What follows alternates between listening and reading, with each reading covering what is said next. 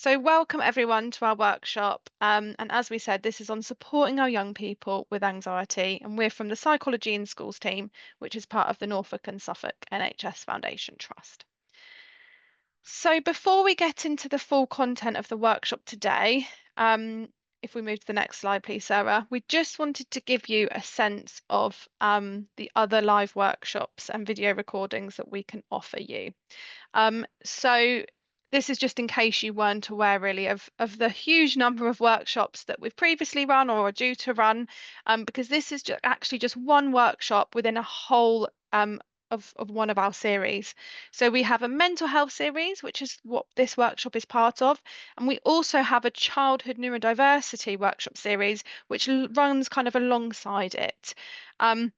So you can see here on the left-hand side, some of the previous mental health workshops includes topics such as school avoidance, self-harm, social media, OCD, low mood, and loads more as well. So do look at the QR code or the link on screen for that series if you're interested in finding out more.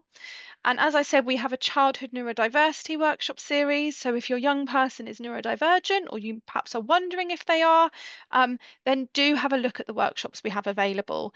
So topics include childhood neurodiversity, what you need to know as a parent and carer, how the brain develops, supporting social relationships, supporting social communication, amongst others.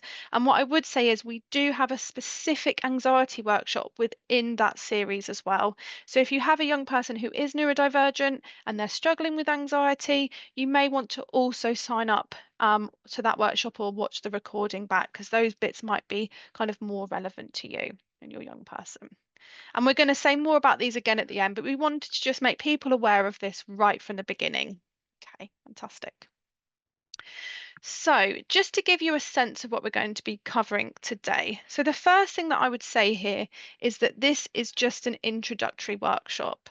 So, some of you that indicated you have more knowledge in this area, as we saw on those previous Slidos, you may already know about some of what we're talking about today. So, we do apologise if that is the case for you. But given as we saw that there's a range of knowledge in the room, we just felt it was really important to give that key information to everyone. So we're going to be doing that today. And for those of you that feel you need more in terms of workshop content around this area following the workshop, we're going to be saying a bit more about how you can join what we call our level 2 anxiety workshops, which will be giving a lot more kind of in-depth information. So we're going to be saying more about that at the end. So what are we going to be talking about today? So the first half of the workshop, which I'll be taking you through, is thinking about kind of understanding anxiety. So really, how do we recognize it? What do we mean by anxiety? And how do we know if it's become a bit more of a problem for our young people?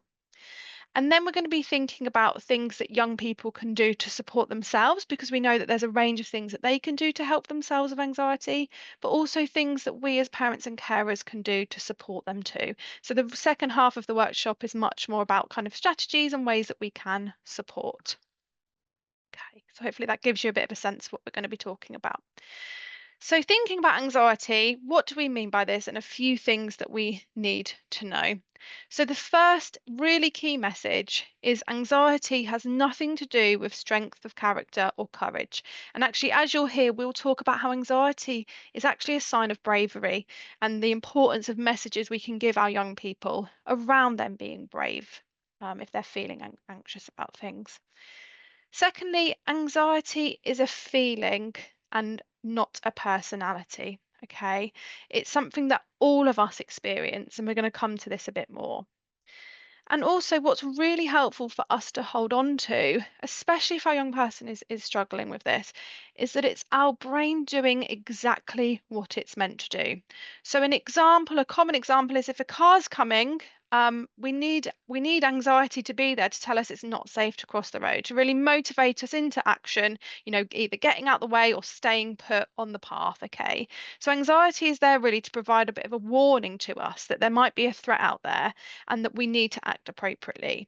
And kind of in relation to that, can we think about a world without any of us ever feeling anxious or fearful? And actually, this is such a key part of our survival mechanism. And it's really important that we all experience anxiety to a certain degree. Okay. So related to that, we have a slider question now.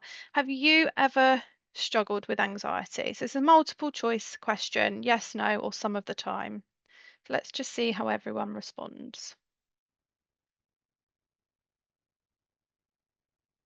Fantastic. See that people are joining us, which is great. Perfect. So we can see here that vast majority is saying yes, but actually no one has said no at all, which kind of recognizes that we all do experience and can struggle with anxiety at certain points in our life, and that's a really normal human experience to have. Okay. So the second side is related to this. So when you've struggled with anxiety, what has it felt like? And really here we're inviting you to write whatever words fit for you. When you think about your experience of struggling with or managing or feeling anxiety, maybe what you feel in your body, what goes through your mind, maybe what you do as a result of that anxiety. And you can write more than one thing as well for this. I can see lots of people are typing, which is fab.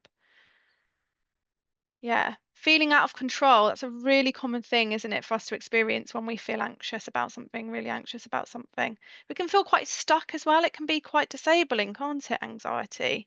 Panicky, yeah. So lots of physical feelings. Someone's talking about heart racing, feeling sick, struggling to breathe, headache, lack of appetite, feeling cold as well, mind racing, butterflies, feeling jittery, feeling shaky and overwhelmed, struggling with concentration, really overthinking things as well, and it being really difficult to think about anything else. Yeah, so anger. So there's kind of that secondary emotion that can happen when we're feeling really anxious and overwhelmed. We can feel that sense of pressure, can't we? Everyone's, yeah, another physical feeling here is kind of tight chest and wanting to escape and run away. Perhaps spiraling thoughts. Yeah, migraine. A need to open bowels. Yeah, absolutely. That's a really common one that I don't think many people talk about, but it certainly is a physical kind of symptom of anxiety. Absolutely. We're going to be saying more about these physical sensations today. Can be shut down. Yes, it can mean that it's really difficult to engage in the world and with other people. Yeah, and stressed and snapping. Yeah, and that can then have an impact, can't it, on our relationships? And we can certainly see this, I'm sure, with our young people that are struggling with anxiety, that as a result of that, they can feel potentially stressed, overwhelmed, and then that impacts how they interact with us. Yeah, so scared. And it can impact sleep, someone's highlighted, which is so, so important to name, isn't it? It really can interrupt us getting to sleep, staying asleep. It can affect us having nightmares, other people talking about kind of wanting to hide. Yeah, to kind of stay away from things, maybe avoid things. And it's difficult, more difficult to make decisions, as someone's highlighted there. And it can maybe feel like you're not always making the best decision. Hard to think of anything else. Yes, it kind of can be all consuming. Well, thank you all so much for those responses. It's incredibly useful, and we'll kind of make links to those as we go through today.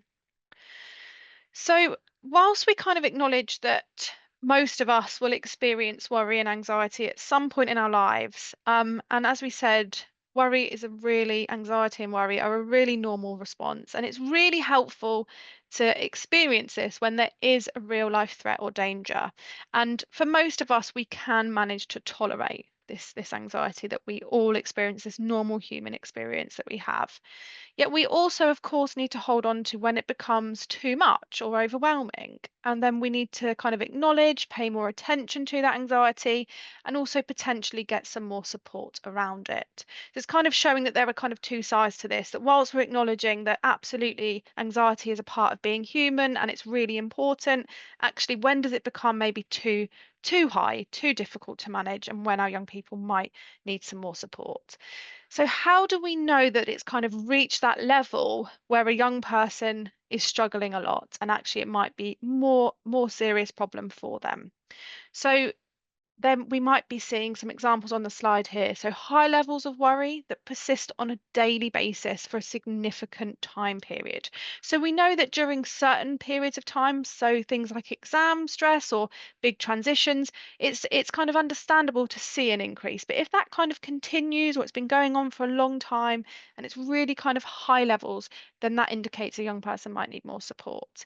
if it's impacting on day-to-day life, so if it's stopping a young person doing what is important to them, what they want to do, gets in the way of relationships, then that might indicate it's a significant problem.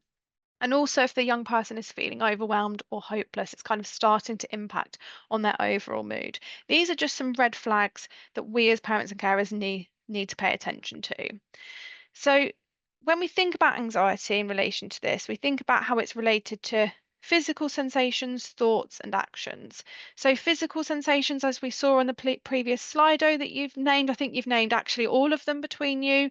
So, if a young person is complaining a lot of stomach ache, so particularly younger children, do this, feeling sick, having the shortness of breath, the butterflies, and shaking, then that might indicate that anxiety is becoming more of a problem.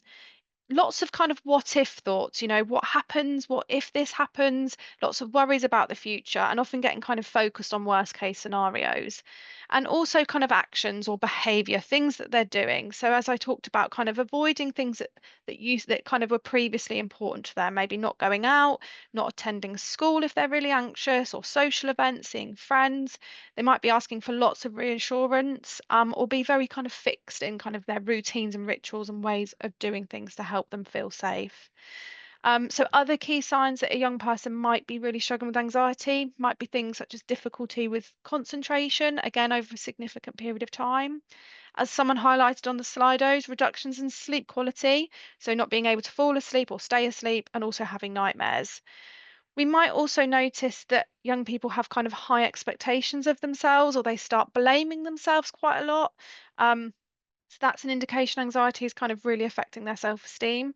And as I sort of said already, difficulties in their relationships. So if you're noticing these things, it's really important to think about some more support for your young person in order to help them. And we wanted to just sort of name a statistic with you that in 2022 and 2023, around 20% of referrals to mental health services were for anxiety, and that came from the Child's Commissioner report in 24. So we hope that for many of you that this workshop and perhaps some of those other workshops that I've already mentioned previously and we will be sort of naming again at the end might be enough to help you to support your child. But however, if you think that more help is needed, we also will share details at the end of how you can access more support for your young person, including also where you can seek support if you are worried about your young person's safety. And it's also important just within this to acknowledge that anxiety can also be linked to low mood. So if your young person is experiencing kind of a sense of hopelessness, so hopeless that the things will get better, hopeless about the future, you might want to also watch our low mood workshop. And again, we'll be reminding you at the end of how you can do that.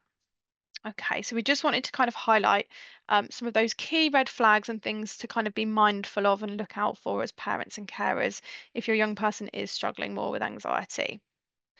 Okay, so why does anxiety develop? So I don't think it'll be a surprise for you to learn that anxiety generally develops for a combination of reasons. So it's generally not just one thing alone that kind of leads to anxiety developing. So biology and genetics and temperament, of course, play a role. So young people can be genetically predisposed to developing anxiety. And we also know that children with more kind of sensitive temperaments can more easily develop difficulties with anxiety. Thinking about listening and learning. So, of course, it won't be a surprise as parents and carers that our children listen to what we say, but they also do what we do, don't they? They kind of they mimic things, they copy things that we do. So they're kind of looking out and listening all of the time. That's how they learn and engage with the world. So, what I would say about that is that as parents and carers, we are in an incredibly influential position to really model to our young people good coping strategies because they're kind of learning and listening about how they manage stressful situations from us as their parents and carers. And kind of related to that, it's important to be also mindful of the story or the label that we give our children. So, some common ones that I think a lot of us say are things like, oh, the shy one, or the confident one, or the brave one, or the reserved one. And we know that young people tend to live up to these labels that we give them. So, we need to be really mindful of the language that we're using and try not to fall into that trap so much. Another common thing that I think we all can fall into as parents and carers is if our young person is struggling with anxiety, we may say, "Are you sure you can manage on your own? Are you sure you don't need some help with that?" And of course, that is so well intentioned, isn't it? We really want to support our young people and be there for them. But actually, although this is so well intentioned, it can actually undermine their confidence. And if we remember that anxiety is a sign of bravery, because it means that the kind of our young people are getting ready to do something that feels incredibly hard for them. So actually the message that we can give our young people at the point at which they're trying something that feels difficult, and if we can kind of give them that message of courage and hope and convey our belief in them that we believe they can do hard things, then that is going to carry so much weight in those moments. And also, finally, difficult childhood experiences. So, we know that for some young people that have had difficult or scary experiences, that would have created a more kind of sensitive, reactive brain that has kind of learned that the world is not a safe place for them.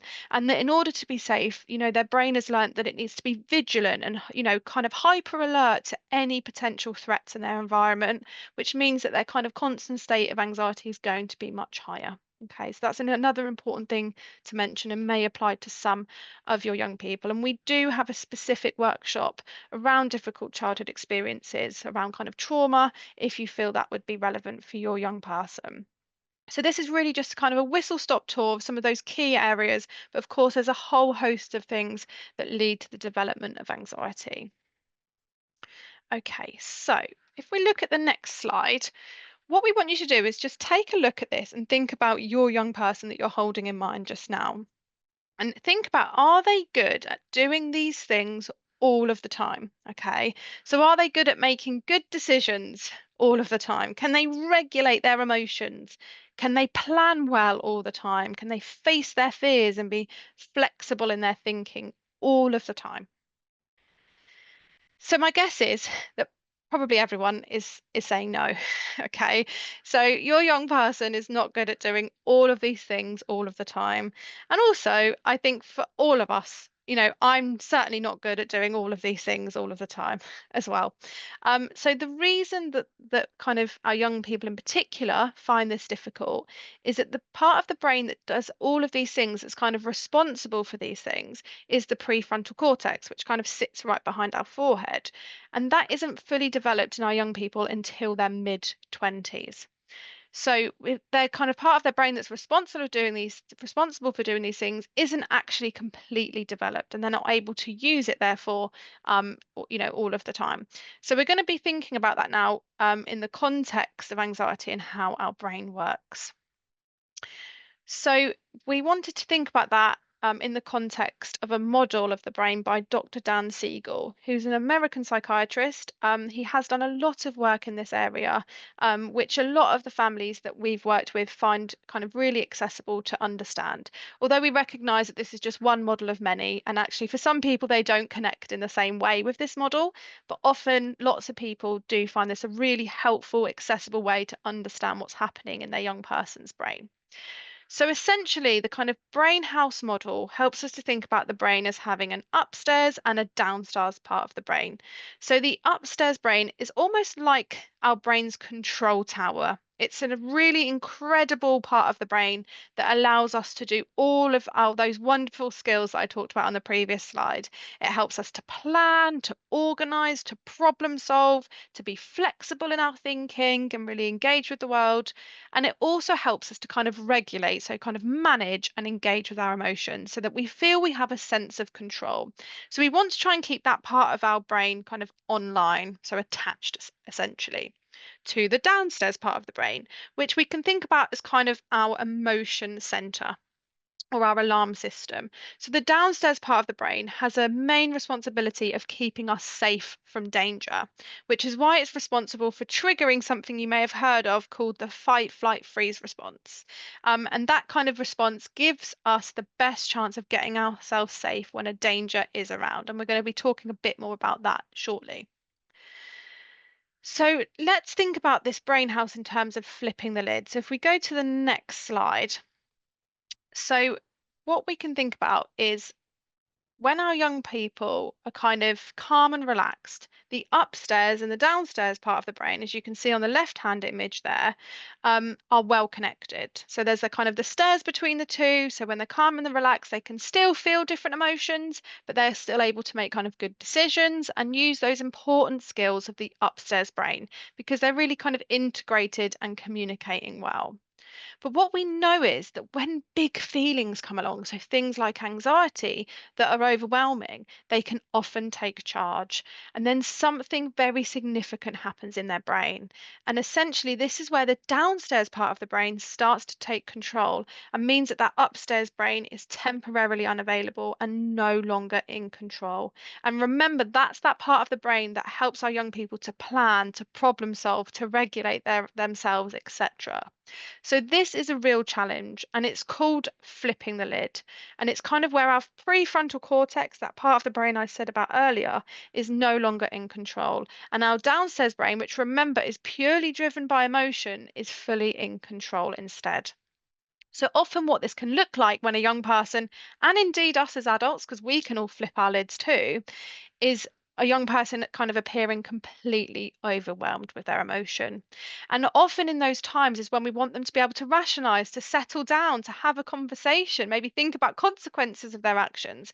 But this is really a reminder that when our young people are feeling this overwhelmed and their upstairs brain is offline, they're not going to be able to use the skills that the upstairs brain gives them. They're not going to be able to think logically. They're not going to be able to listen to us clearly. They're not going to be able to make good decisions until we have their upstairs brain back online.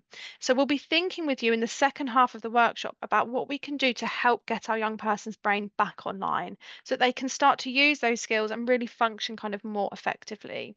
And again, remembering that this part of their brain isn't fully developed until they're 25. So we need to think about that in terms of the expectations we have, particularly those of you with younger young people, from sort of 11 to 14. This is going to be very much under construction still, so we couldn't expect them to be able to keep that part of their brain online all of the time anyway. Okay, so we have a question now for you, a Slido question. So, what do you notice in yourself or your child when feeling anxious? So, this is a multiple choice. You can select more than one. What kind of things are we noticing? And this is thinking more about those kind of physical sensations that we talked about earlier.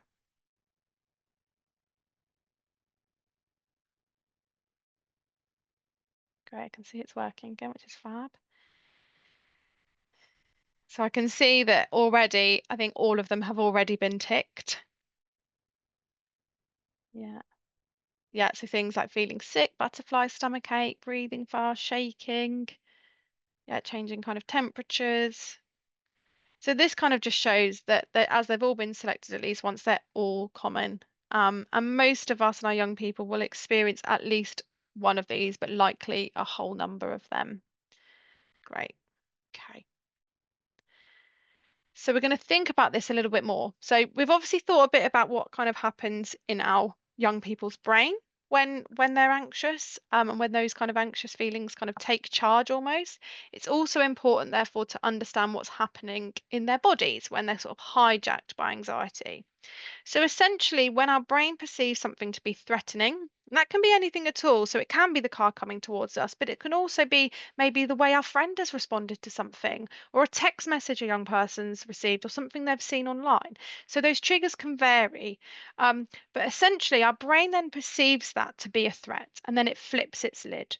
And our amygdala, which is part of the brain that lives in the downstairs part of the brain, it kind of activates what we call the fight, flight, or freeze response. So, and this kind of in this kind of response, what happens is our body kind of experiences a neurochemical surge of adrenaline. Okay, so it's kind of pumping that adrenaline really fast around our body. And this is where we start to experience those things, both on the diagram that you can see on this slide and also those previous things that you indicated on the Slido. And the reason this happens is the function of the fight, flight, freeze response is to make our bodies stronger and faster. Okay, so it kind of shoots that adrenaline around and it's there to keep us safe. So it's kind of focusing oxygen to those key organs. So that's why the blood kind of rushes to those key organs. So that's why it goes to kind of our heart instead of our digestive system. And this is why our heart starts pumping really quickly, but our digestive system, we can almost feel that kind of empty butterfly feeling because the blood flow is kind of less, is going to that less. Um, and also thinking about what someone said earlier about kind of the need to kind of empty our bowels or to urinate. An example of this is, if you're carrying sort of heavy shopping bags and a car comes towards you, what's the first thing that you're going to do? Going to drop the bags, aren't you? Because you're going to try and make everything, you're going to try and do everything you can to make yourselves lighter, able to get out of the way or be ready to fight. Okay. And that's essentially what's happening in our bodies when we have that experience. So, of course, this response is so important for us in terms of our safety. So, if a car is coming towards us, this will literally automatically, our brains will notice this danger, amygdala will kind of fire, the fight, flight, freeze response is activated, adrenaline goes around, and our bodies are kind of preparing to get away or fight this danger, essentially. But this isn't so helpful if our young people maybe are scrolling through their phones or trying to have a conversation with someone at school or get into the school gates or go into an exam hall. Okay, so I guess we're kind of noticing that whilst this is such a helpful response, our brains haven't really caught up with modern day threats, and this can be activated in so many different ways for our young people, which feels so unhelpful for them and so difficult to experience.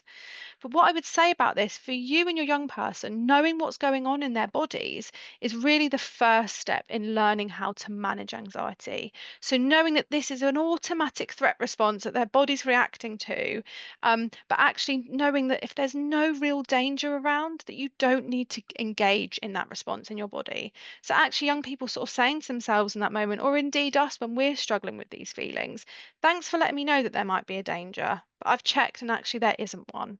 And just telling your mind that, which we know can feel a bit odd, can actually help to settle the adrenaline and the hormones and really kind of stop that fight, flight, freeze response, kind of alleviating these physical sensations, which we know can be really tricky for us and our young people. Okay, fantastic. So I'm going to hand over to Sarah now, who's going to kind of introduce how to support our young people with kind of practical techniques. Thanks, Sarah. Thanks, Kelsey. Yeah, so the first step we're going to talk about is connecting with your young person. And it's really important to acknowledge that anxiety, acknowledge our children's anxiety and help them to sit with it. And we can do this by prioritizing connecting with our young people before using the strategies that we're going to talk about.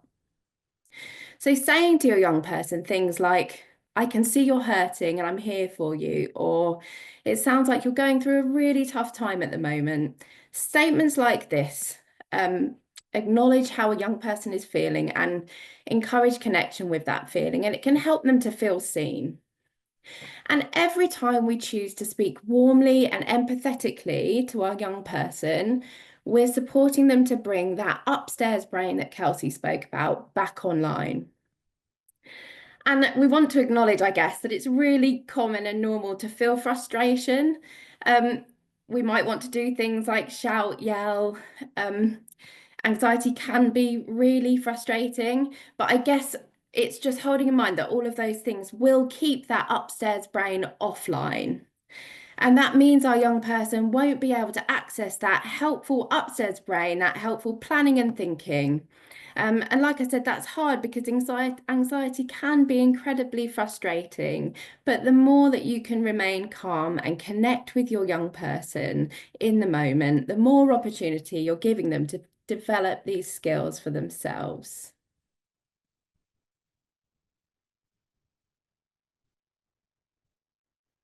Okay, so we're going to talk through some practical strategies and practical ways that we can help our young people manage their anxiety.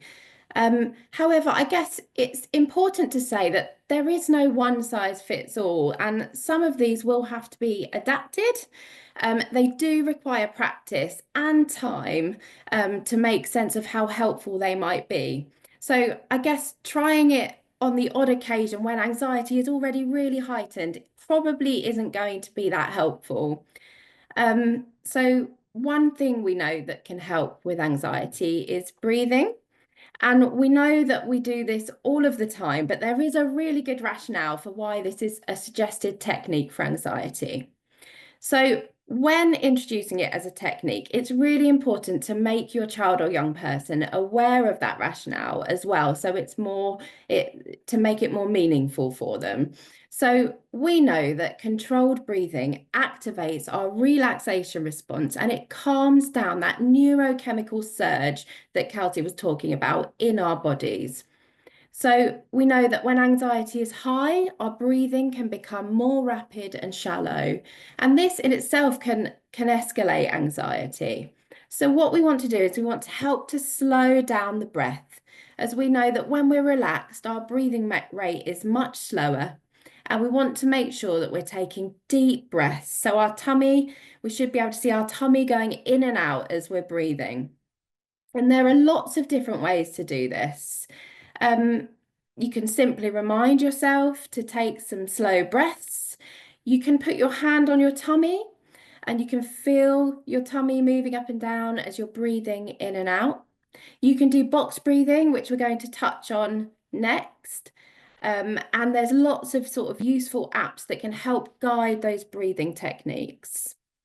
And breathing can be a really helpful way to try and get that upstairs brain back online. Another thing we can do is grounding. So, research shows that focused attention on the present can be really helpful for stress. And if we think about how often are we all actually present, it's probably not that often. And often with people that suffer from anxiety, we can be really preoccupied with worries about the future or thinking about the past. And we want to help our young people to be able to be grounded in the present moment.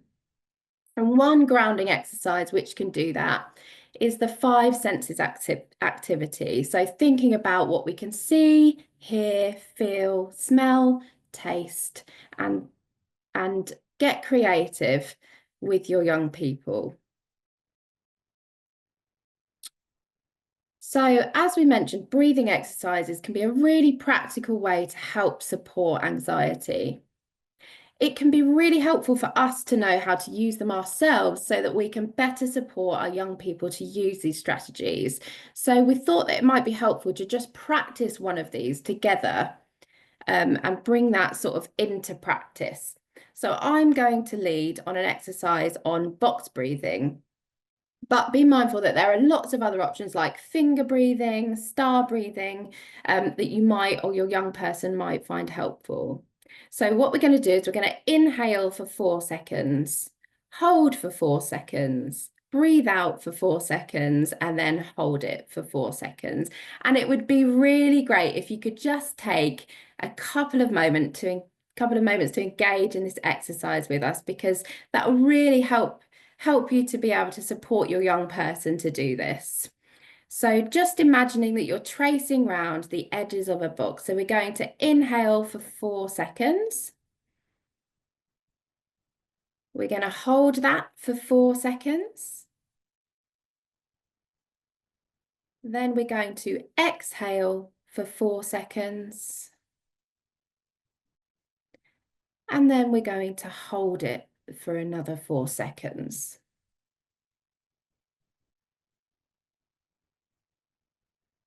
Okay. So I mentioned a grounding exercise, and that can be really helpful just to bring us back into the present moment.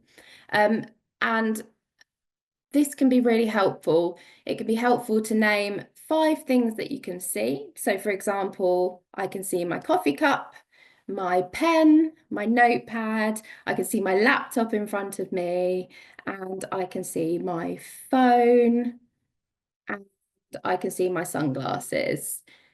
Name 4 things that you can touch so you can get your young person to feel 4 things. So I can feel the chair that I'm sitting on. I can feel my dress on my legs. I can feel some paper that's in front of me. And I can feel a bracelet that's on the side. And then naming 3 things that you can hear. So I can hear the sort of whirring of my laptop where it's getting quite hot in this weather. I can hear a car going by outside, and I can hear a bird singing outside of my window. And then thinking about things that we can use, that we can smell. So thinking about engaging all of those senses. So I can smell my coffee that's sat next to me, and I can smell a little bit of the perfume that I put on this morning. And then one thing that you can taste, and I can still taste the coffee that I had a sip of before we started this. So yeah, really encouraging your young person to engage with their senses can really help them bring them back into the present moment when they're feeling really anxious. So self-talk. So by self-talk, I guess we're referring to the ways that we speak to ourselves and the way, and we know that what we say to ourselves really matters. And we also know that it's really easy to slip into negative self-talk. And we know that our biological programming can lead us to getting stuck in these cycles of negative thinking and negative predictions that we make about ourselves and others. And they can quickly sort of become our own truth, and they can impact on our subsequent thoughts and feelings. And I guess if you just sort of take a moment to think about the negative sort of thoughts that you notice that you have about yourself, um, it might be if your young person has an exam coming up, they might think, oh, I'm going to fail, I'm rubbish, I can't do this.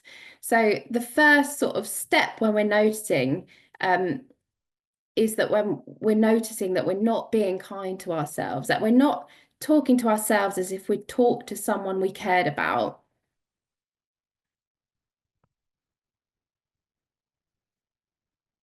So we can develop phrases to acknowledge the worry, but not to let it dominate. So we're thinking about realistic and kind phrases. So, for example, you could say something like, I'm feeling anxious because I want to do a good job. And I'll try my best, but it's okay to make mistakes. And if your young person struggles to come up with something, then try and get them to think about it from a different perspective. So, what would a friend say to you if you were struggling right now? Or what would you say to a friend if they were struggling right now? As parents, you can change the narrative away from being anxious to being brave, as when we're approaching a task we're feeling worried about and we're doing it anyway, we're being brave. So, really just changing that narrative for our young people and moving towards a more compassionate way of responding and talking to ourselves can be really helpful. So just another Slido for you then. So what do you or your child already do that helps your child with anxiety? Be really good to hear what you already do. Is there anything in particular that you've noticed helps when your child or young person is feeling anxious? Talking through problems. Brilliant. Deep breathing. So some of that breathing that we've already spoken about. Great. Anything else? Drawing, okay, and that might be a way of getting them back into the present. That's kind of quite a mindful thing to do, isn't it? So sometimes engaging in a task like that can really help just bring us into the moment and stop some of that noise.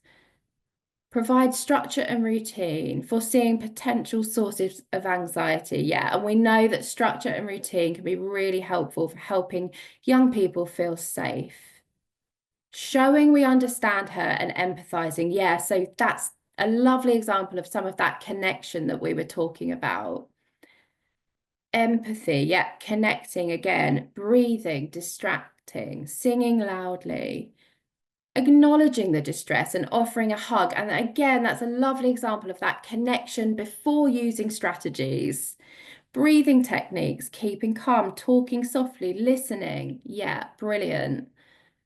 Affirming that anxiety is only a feeling and it's a normal one. Exactly.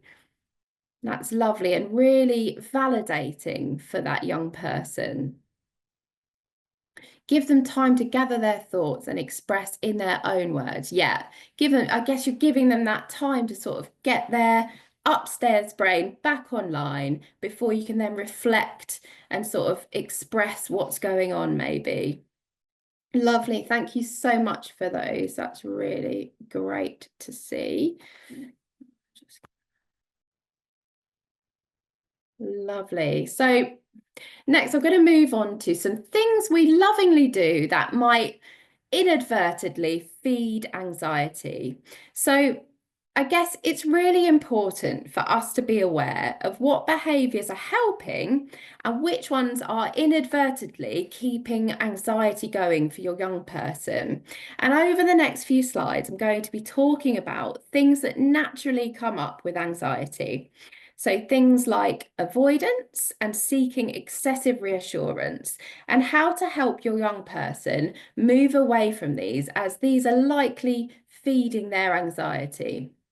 And it can be really hard to do as parents, and sometimes it might feel like you're in between a rock and a hard place.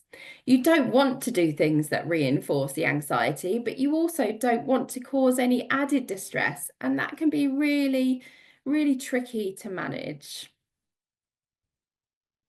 So just another Slido for you then. So if you were asked to do something you were anxious about, like preparing a presentation, and you successfully completed it, how would you feel?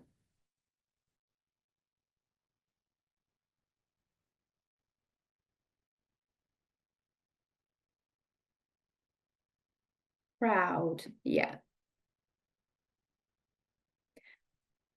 Relieved, absolutely. Relieved and pleased. Proud, relieved, really good and confident for next time. Yeah, lovely. Proud and relieved. Lots of people saying proud and relieved. Proud, yeah. Proud and a sense of achievement, relieved, confident again for next time, on a high, happy, exactly. Yeah, that's really lovely. Thank you, everybody, for sharing that. Let me just get my notes back up. So we're going to talk a little bit now about avoidance and safety behaviours, and that links to the Slido question that we just asked you. So avoidance takes away the opportunity to learn that fear is a warning and not a prediction. Avoidance means we never challenge those anxious predictions. So maybe your young person is feeling really worried about going to a friend's house, and so they don't go. Um, they might have experienced a temporary relief when they didn't go. Um, the anxiety would probably go away a little bit. But the problem with when we avoid something is that we lose that opportunity to learn that anxiety will eventually come back down again. And actually, by avoiding, we often feed that anxiety and make it bigger the next time we're presented with the same challenge. And I guess similarly to the question in the Slido, if you were feeling really anxious about doing a presentation and so you avoided doing the presentation, you wouldn't have then got that lovely feedback that you got, that those sort of proud feelings and relief and that confidence that you got for actually completing that. And I guess that's what this sort of links to. So supporting your child to face their fears can really help to reduce their anxiety. And this can be done by breaking fears down into manageable steps. And we'll talk a little bit about that on the next slide. And it's important to be led by your child to work towards a goal that they're motivated to achieve, because we know that young people are much more likely to engage in something if they feel like it's something that's important to them. And sometimes when we're experiencing high levels of anxiety, we can also engage in behaviours which makes an exposure feel safer. And these are called safety behaviours. So, for example, if you're experiencing anxiety around a social event, you might think of excuses to leave. And an alternative might be that you gradually and safely support your young person to attend to those things in a supportive way. So, for example, it might be as a first step, it could be walking to a friend's to chat at their front door. So, starting off small, and that will lead to less reliance on safety behaviours and less anxiety in the long term. So we're going to just look at the graph on the right of the slide here, which is called the anxiety curve. And the picture shows what happens with anxiety over time. So we know that over time, anxiety does get less. It reduces with each exposure. But when avoidance happens, we don't get to see that. And this is why gradually facing those fears is really helpful. Young people will slowly learn that they are able to manage, and the anxious predictions often don't come true. So, with repeated exposures, the more you do, the less scary it gets. And you can probably all find an example of when your child or young person has done something they were really scared of at first, and now it doesn't scare them at all. So, that's an example of that anxiety curve. Okay. Graded exposure. So graded exposure is a way to help challenge our anxiety and can help our young people to build bravery and resilience and that confidence that you were talking about in the Slido. And although anxiety can feel overwhelming, it's really important to remember it's a natural part of life. Unfortunately, we can't eliminate anxiety, but we can learn to manage it so that it doesn't get in the way of things that we want to do. So often when we're feeling anxious, we can feel compelled to avoid situations or to utilize our safety behaviors. However, each time we make this choice, the anxiety we feel will grow a little bit bigger the next time we encounter the same challenge. So some young people might encourage you to tackle your worries by jumping in at the deep end and getting it over and done with. However, that we know it's often helpful to take gradual steps towards the end goal, and we call that graded exposure. So by using graded exposure, you'll often start with situations that feel a little bit scary, but feel manageable. And then once you've done that and you feel more comfortable with it, you work your way up to a more challenging and higher anxiety-inducing situation. And this allows you to build your confidence slowly and to practice using those skills you've already learned to get used to situations and to challenge your fears.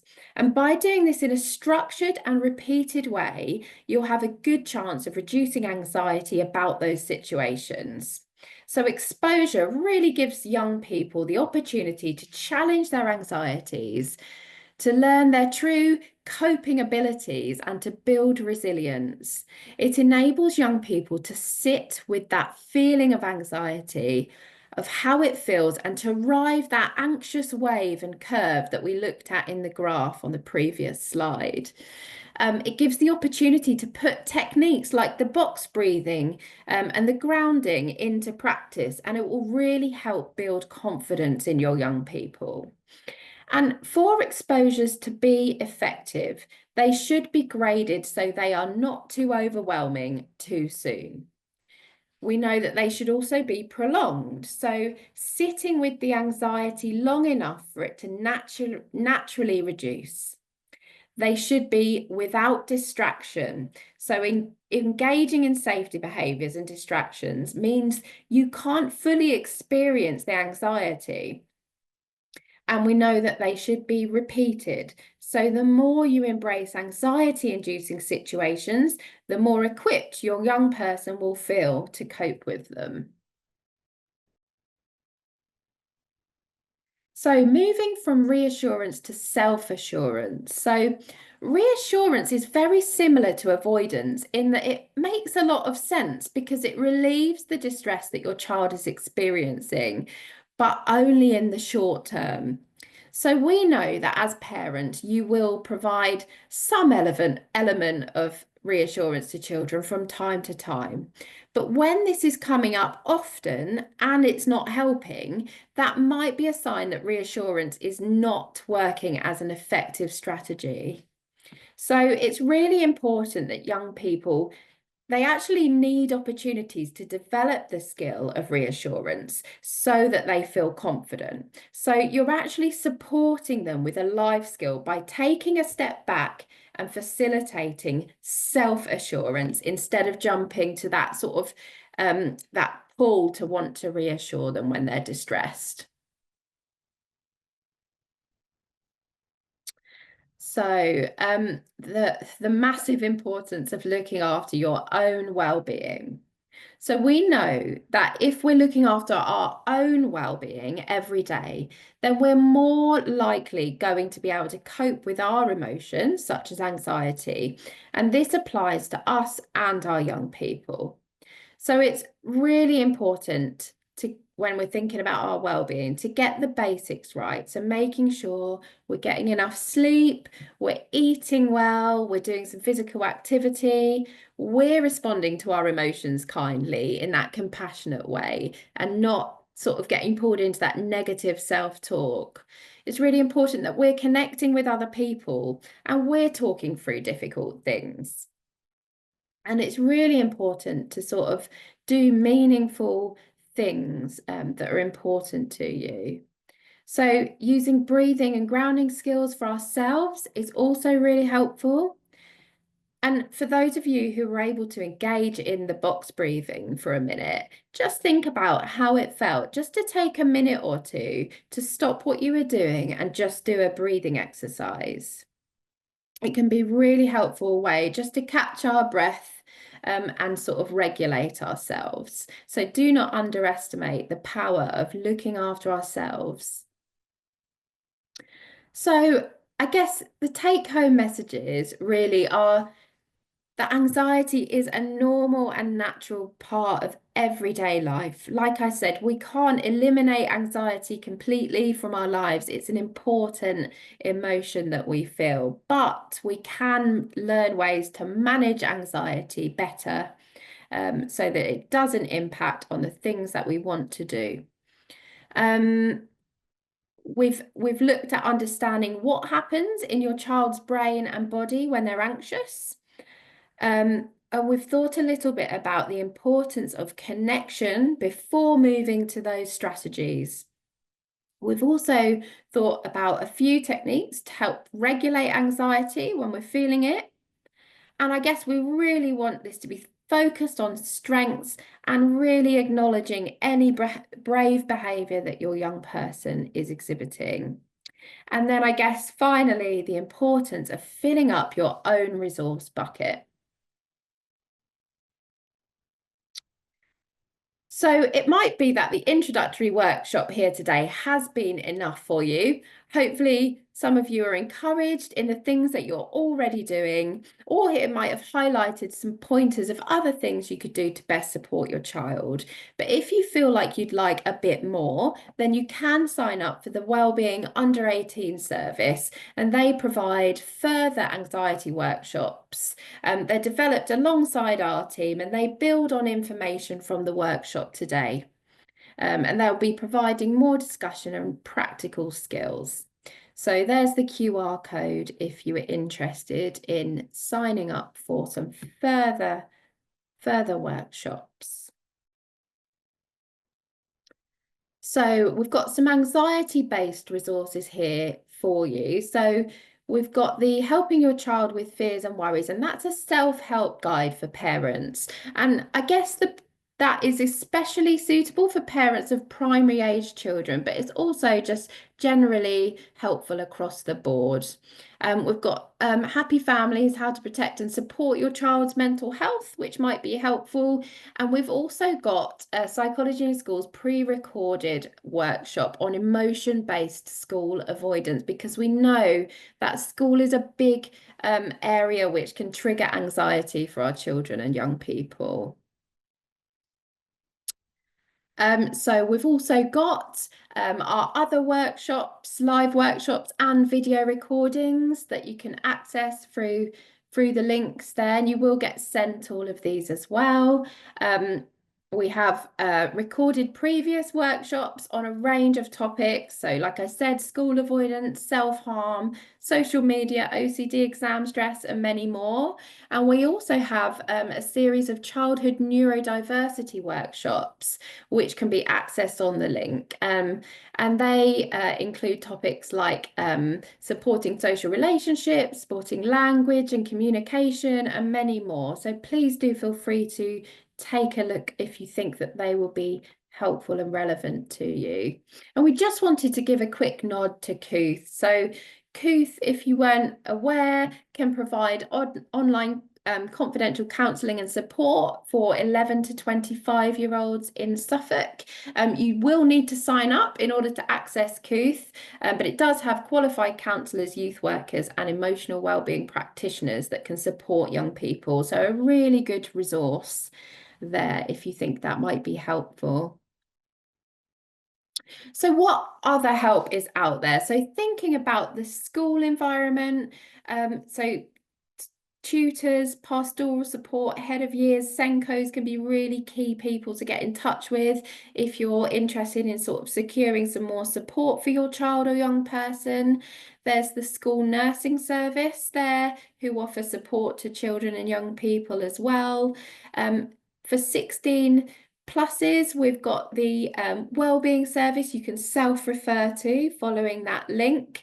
And we've also got the emotional wellbeing hub there, which you can refer to for some further support for your child or young person. And of course, you can always go to your GP if you want some further support. So key resources if you're worried about your young person. So the Young Minds has a parent helpline and a web chat service, as well as additional information on their website. If you feel your young person needs help in the moment because they're really struggling, you can call the NHS 111 option 2 service. Papyrus is a resource supporting the prevention of suicide for young people, and they have a 24/7 hope line for anyone concerned that a young person is considering suicide, or for young people under 35 having thoughts of suicide. And Mind also have a really good website and a sort of urgent help section if you're worried that your young person is significantly struggling. The Psychology in Schools team also have a previous workshop on understanding self-harm in children and adolescents, which you might find helpful, and you can access that online through the links. Here's some other resources. So there's some apps and websites there. All of the apps are free, I believe, apart from the Headspace one. So they might be helpful for you and your young people.